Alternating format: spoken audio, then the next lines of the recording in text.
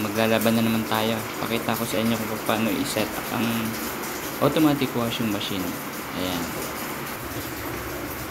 Ayan, tatanggalin ko muna to kasi ito ang kailangan pagkapitan. Pabalik.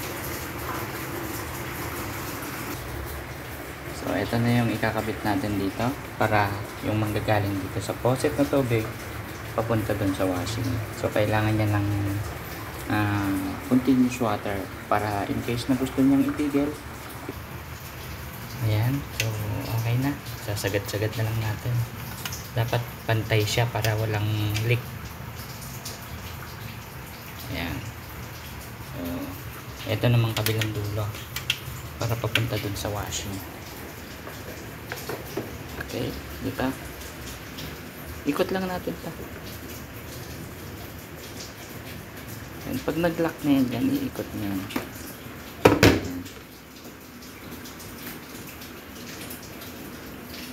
So, hindi naman kailangan ng todo higpit kasi baka ma-lost thread.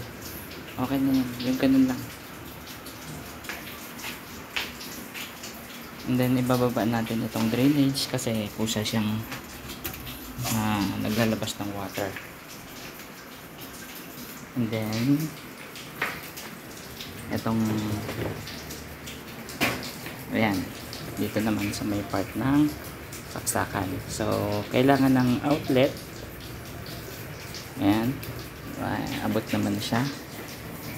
And then, dito sa water, nakakonect na rin. Ayan.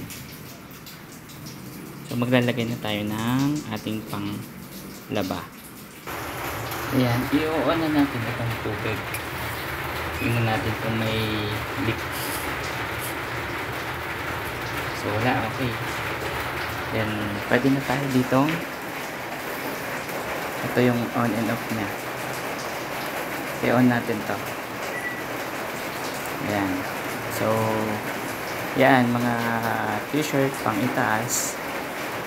So, nakaset na tayo dun sa hindi siya mabigat. Kasi kung mga pantalon, dito tayo sa heavy. Yan. Bababa natin dun sa heavy dito. Yan. So, dun lang tayo sa Ariel. Okay? And then, pag naset na natin, start na natin yon. Titingnan natin kung ilang kilo yan. Possible mga 7 to 8 yan. Kasi ito ang capacity nito 7.5. Pero ito possible mga 7 to 8. So, pag insert natin, makikita natin dito yung kilo kung ilan. Ayan.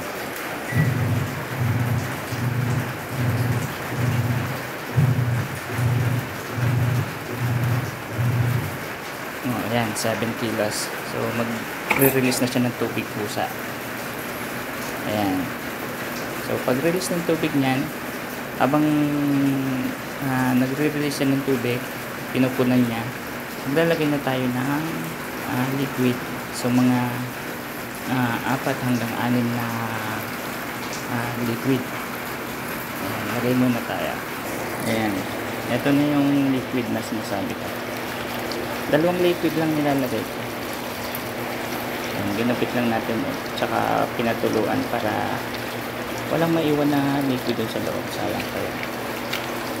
So, itong mga ito yung dulo-dulo. Meron pa rin yung pa-konti-konti. So, ayan. Okay. So, ayan. Ready na siya. Magpupuno na lang yan ng tubig. Ayan. So, nakaset up siya ng 50 minutes. Ito yung 50 minutes. Ito yung magbiblink siya kapag dito na sa wash. Ganyan. And then, kapag tapos na yung wash, maglahanlaw na. Ito na sa rinse. Yun naman yung magbiblink. Ayan. So, kapag magtutuyo na siya, tutuyuin na niya yung nilaban mo dito na sa spin. Yun naman yung magbiblink. Ayan. Ayan. Okay. Ayan. Umpisa na siya. Tine-check na niya kung okay na yung dami ng tubig. So, kapag kulang pa, magdadagdag siya. Ayan. So, may nilagay na tayong liquid. Meron niyang sabon sa loob. So, kung kailangan niya mag-add ng water, kusa siya maglalagay ng water. Kusa rin siya mag-aalis ng tubig kapag kailangan i-drain. So, pag na-set up mo na ng ganyan, wala ka na. Hintayin mo na lang siyang matapos. Hayaan mo na lang siya. Kusa siya maglalaba. So, malaking bagay itong ganitong washing machine. Ayan. So, ayan. Kulang yung water, so naglagay na siya ng water. And then, kailangan na natin i-close kasi mag-umpisa na siya. So, hayaan mo na lang na matapos yung minutes kasi 49 minutes pa. So, hintayin mo na lang siya for 49 minutes. Ha?